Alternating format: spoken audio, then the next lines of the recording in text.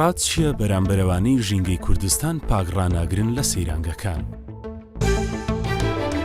ئێمە کە چۆن نامانێ وەڵەمانی خۆمان یعنی هەست بە بەرپرسیارەتێکە نامانەوێتن ماڵەکەمان پیس بیتن، پێمان ناخۆشە کە پیس بیتن یان ببین کە میوانێکمان دێتن بە پیسی بینتن.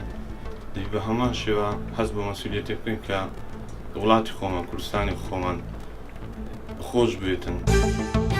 ئەمە هەموو شتێک هەر پشتی من لە حکوومەتی دەگرین. حکوومەت بەرپرسیارە، حکوومەت بەرپرسیارە. تاکە کەس بەرپرسیارە لە ژینگە ئەگەر من دە بەشی فڕە بدەم لە جادەی حکوومەت چ بکە؟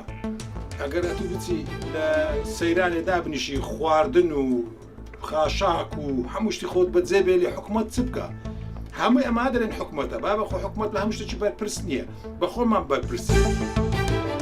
ڕاستی ژینگە مۆڵەمەیە دوێنە دەوێت ئەم باش ڕاگرین ئەو کەسن ژینگە خۆ پیس بکەن ڕاستی دەفمن کارێکی کرێتە ژینگە مۆڵەمەیە دوێە دەوێت باش بێتە ڕاگرتن چکو هەر ئەڤڕۆ ئەم دەچین سوبە کەسێکی دیچتە جێمە یان ئەم خۆچێک بچینە غێرجە ئەگەر یا پیس بیت ئەم نەشین لێ ڕووی نەخوارێ دەوێت ژینگە بێتە پاراستن.